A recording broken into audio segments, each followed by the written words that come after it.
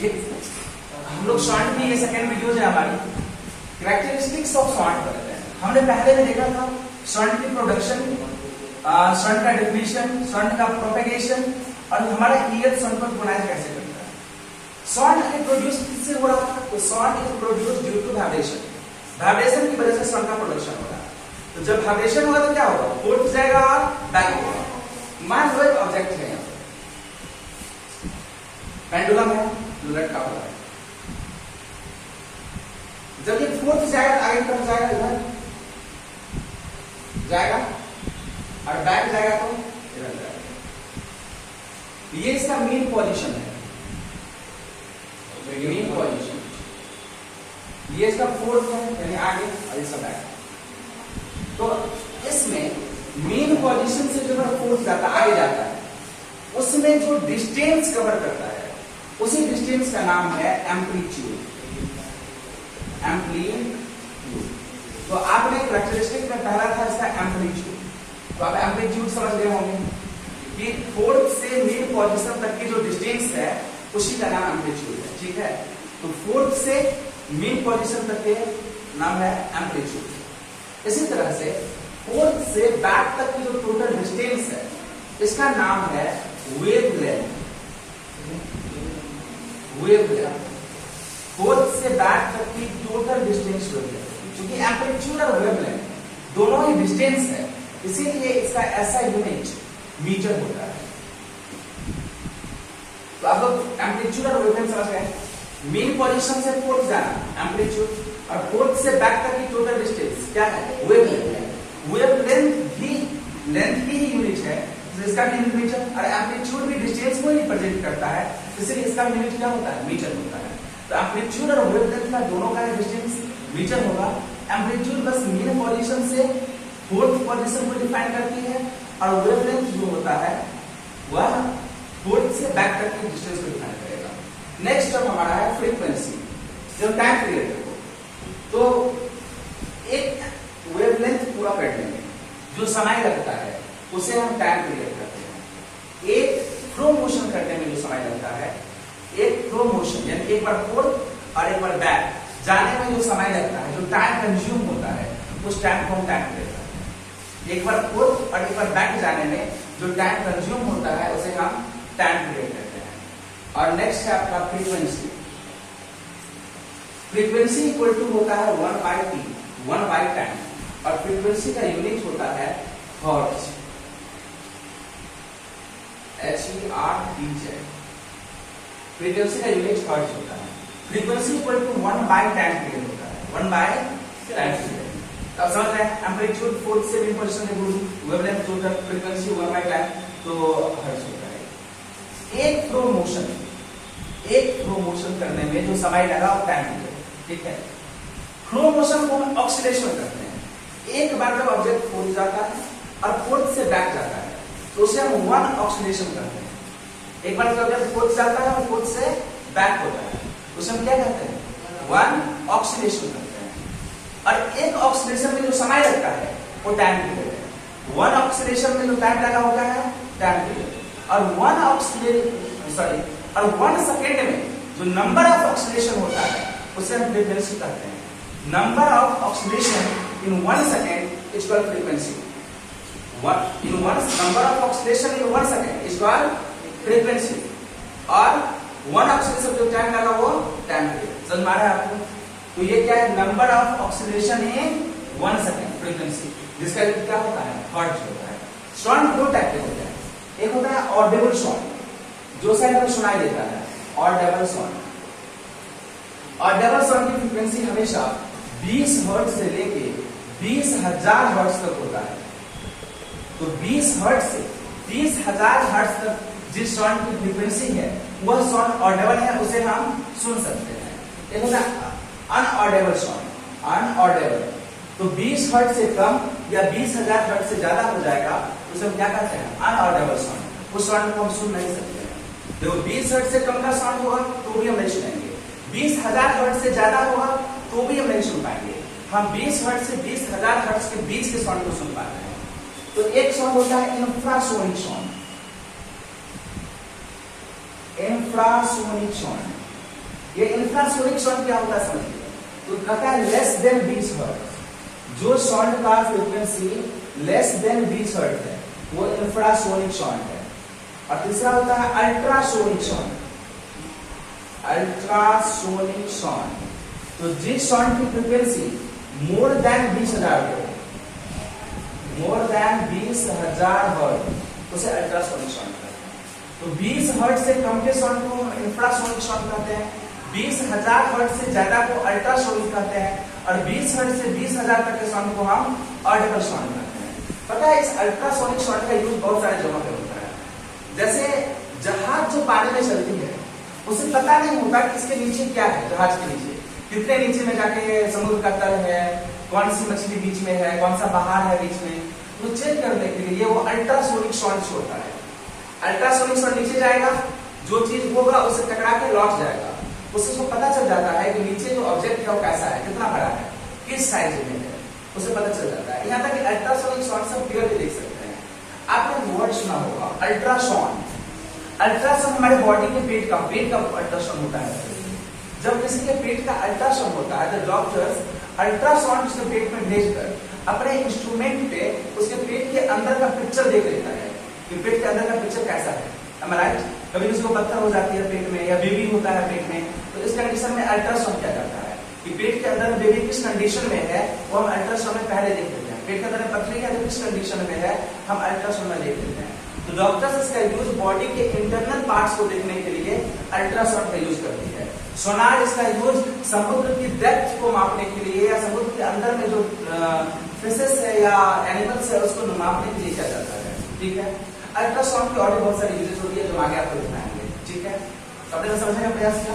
Amplitude, time period, frequency, wavelength. ठीक है, अब कोई पूछेगा साउंड की स्पीड क्या होगी, तो स्पीड इक्वल टू वैसे भी क्या होता है। जब हम स्पीड की बात करते हैं तो स्पीड इक्वल टू वैसे भी होता क्या है बताओ, डिस्टेंस इनटू टाइम होता है। और यहाँ पे डिस्टेंस क्या है, वेवलेंथ है, तो होगा वेवलेंथ इनटू क्या हो जाएगा, वेवलेंथ इनटू टाइम। और वेवलेंथ क्या होता है, वेवलेंथ को हम डिनोट करते हैं लैम्डा से, तो लैम्डा इनटू टी, और स्पीड को डिनोट करते हैं v से, तो v equal to lambda into T. Wavelength को किससे डिनोट करते हैं, लैम्डा, तो लैम्डा इनटू टी हो जाएगा। कोई दिक्कत, वेवलेंथ को डिनोट करते हैं लैम्डा से, लैम्डा इनटू टी। स्पीड होता क्या है, डिस्टेंस इनटू टाइम, डिस्टेंस को टाइम से और डिस्टेंस बाय टाइम होता है, मिस्टेक हो गई। स्पीड इक्वल टू होता है डिस्टेंस बाय टाइम, तो v इक्वल टू क्या हो जाएगा, लैम्डा बाय टी, जहां लैम्डा क्या है, लैम्डा वेवलेंथ है और t मतलब टाइम है, और v मतलब स्पीड है, तो lambda by time. Distance speed होता है ना, डिस्टेंस पर यूनिट टाइम, तो डिस्टेंस की जगह क्या, वेवलेंथ, तो ये साउंड है ना, या तो डिस्टेंस का मतलब वेवलेंथ होगा, तो वाइब्रेशन में ही साउंड का प्रोडक्शन होता है, तब इस तरह से फाइंड कर सकते हैं। अभी ये प्रॉब्लम, अब पूरी बात समझ में आएगी। अब इसका जो कुछ कैरेक्टर होता है, जिस कैरेक्टरिस्टिक्स की हम बात करते हैं, मैं आइडिया जैसे कुछ कैरेक्टरिस्टिक्स होते हैं जिसकी मैं बात कर रहा हूं। जैसे कि एक कैरेक्टरिस्टिक्स होती है लॉर्डनेस,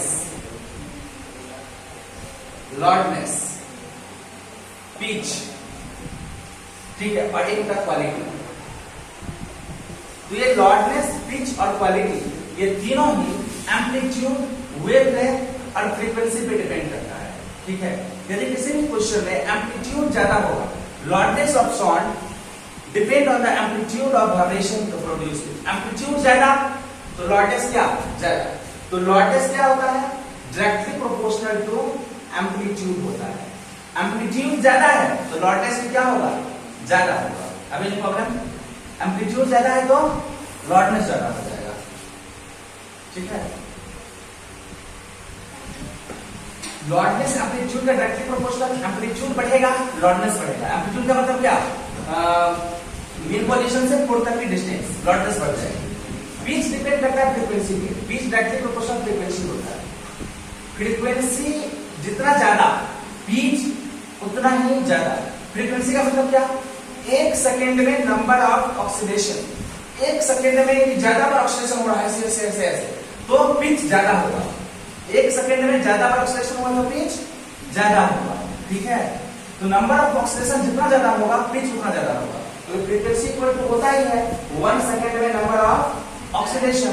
ऑक्सीडेशन मतलब क्या, एक बार फोर्थ और एक बार बैक हो जाना। तो जितना नंबर ऑफ ऑक्सीडेशन होगा पिच उतना ज्यादा होगा। तो कभी कभार तो ये देखता होगा कि पिच एक ही जैसा है, लॉर्डनेस भी सेम है, लेकिन फिर भी आवाज से अलग अलग निकल रही है। ठीक है, तो ये क्वालिटी पे डिपेंड करता है। क्वालिटी डिपेंड करता है डिफरेंट फ्रीक्वेंसी पे। क्वालिटी जो होता है वो डिफरेंट फ्रीक्वेंसी पे डिपेंड करता है। बांसुरी बजाने वाले को आपने देखा होगा कि जब वो बैक बांसुरी बजाएगा तो वो मुंह से आवाज एक ही जगह निकलता है, वाइब्रेशन सेम करता है। ठीक, वाइब्रेशन सेम करेगा, उसकी एम्पलीट्यूड भी फिक्स रहती है। लेकिन उस बांसुरी में, फ्लूट में बीच में 2-3 को जो है वो गोल करके छेड़ा छेड़ा होता है, उस पर वो हाथ ऐसे चलाएगा। इसे क्या करता है, फ्रीक्वेंसी को बदल देता है। फ्रीक्वेंसी को बदल रहा है, फ्रीक्वेंसी जब बदलेगी तो क्वालिटी भी क्या हो जाएगी, अलग हो जाएगी। बहुत सारे इंस्ट्रूमेंट है, म्यूजिकल इंस्ट्रूमेंट जो क्वालिटी के बेसिस से बदली जाती है। लॉर्डनेस मतलब वो चिल्लाना, हम चिल्ला रहे हैं जोर से, चिल्लाना, एम्पलीट्यूड बड़ा हो गया हमारा, प्रोमोशन होगा, लेकिन फोर्थ अभी से लेकर और फोर्थ तक की दूरी क्या होगी, ज्यादा हो जाएगा। आराम करने में पूरा समय लग जाएगा। राम तो चिल्ला रहे हैं, तो राम चिल्लाने में क्या होगा, फ्रीक्वेंसी एम्पलीट्यूड ज्यादा होगा तो लॉर्डनेस बढ़ गई। पिच ज्यादा होने से क्या होगा, जल्दी जल्दी होगा। अब क्वालिटी में क्या होता है, हम चेंज करते हैं। किसको चेंज करते हैं, फ्रीक्वेंसी को, डिफरेंट डिफरेंट फ्रीक्वेंसी डालते हैं। देखो वाइब्रेशन में 2 टाइप के होता है। वाइब्रेशन की बात किया जाए तो 2 टाइप के वाइब्रेशन होता है। एक होता है रेगुलर वाइब्रेशन और एक होता है इरेगुलर वाइब्रेशन। इरेगुलर वाइब्रेशन, देखो रेगुलर वाइब्रेशन और इरेगुलर। जब रेगुलर वाइब्रेशन होता है कभी कभार हमें नॉइज लगता है, कभी कभार म्यूजिक लगता है। जब एक सिस्टम में वाइब्रेशन हो रही है हमें लगता है ये म्यूजिक, और जब अनप्रेजेंट वाइब्रेशन होता है, अजीबोगरीब वाइब्रेशन, तो हमें लगता है नॉइज। तो नॉइज और म्यूजिक में एक ही डिफरेंस है। नॉइज में एक इरेगुलर वाइब्रेशन होता है, कभी ज्यादा कभी कम, मतलब अजीब। और म्यूजिक में एक रेगुलर वाइब्रेशन होता है। जैसे गाना गाने आता है, अच्छे समझा पाएगा, नहीं रेगुलर वाइब्रेशन होता है तो सुंदर म्यूजिक लगता है, सुनते हैं प्लीजेंट लगता है। और उसे में इरेगुलर वाइब्रेशन होगा, अनप्लीजेंट लगेगा तो नॉइज हो जाएगा।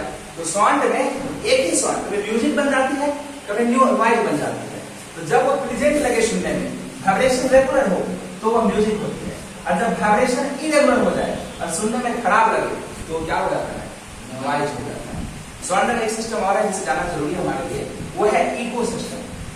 रिपीटिंग ऑफ साउंड ही इको सिस्टम होता है।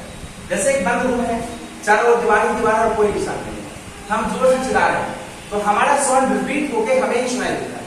इसे हम इको सिस्टम कहते हैं। जब आप बाहर के बाथरूम में जाओगे, बाहर के बाथरूम में गए, आप जोर से चिल्लाओगे तो आप जो आवाज बोल रहे हो वो किसी न किसी पहाड़ से टकरा के लौट रही है, और वो आवाज जितना बार लौट के आपको सुनाई देगी वही इको सिस्टम होता है।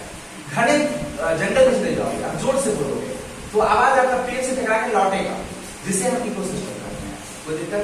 तो इको सिस्टम ज्यादा कुछ भी नहीं है, ये रिपीटेशन ऑफ साउंड है, साउंड के रिपीट होने से होता है। तो सर अभी इस रूम में हम लोग बहुत सारे बच्चे हैं, तो यहाँ पर रिपीटेशन क्यों नहीं हो रहा? तो यहाँ पर साउंड बहुत सारे चीजों से टकरा के लौट रहा है, और तुरंत लौटता है, तुरंत फिर टकरा जाता है, फिर लौटता है, फिर टकरा जाता है। यानी वो टकराने के बाद मेरे पास पहुंच ही नहीं पाता, बार बार टकरा जाता है, इसलिए मैं सुनाई नहीं देता। इस रूम में बेंच डेस्क तुम लोग कोई नहीं होता, सिर्फ मैं होता, जोर जोर से चिल्लाता, तो एक बार दीवार टकराता, फिर लौटता इस दीवार के पास, तो बीच में हम थे, हमें सुनाई देता। तो इको सिस्टम में साउंड जाता है, टकरा के फिर लौटता है, इसी को हम इको सिस्टम कहते हैं। इस तरह से आपको साउंड का चैप्टर मैंने फिनिश किया। फिर भी आपको कोई प्रॉब्लम हो तो कमेंट बॉक्स में राइट डाउन करें। हम नोट्स और स्टडी मटेरियल्स की जो भी है वो अपने एप्लीकेशन S2 पे अपलोड करते हैं। आप एप्लीकेशन S2 पे जाकर देख सकते हैं इसे। और यदि कोई प्रॉब्लम आपको साउंड चैप्टर में तो कमेंट बॉक्स में राइट डाउन करें, हम इसे समझाएंगे। फिर से थैंक यू।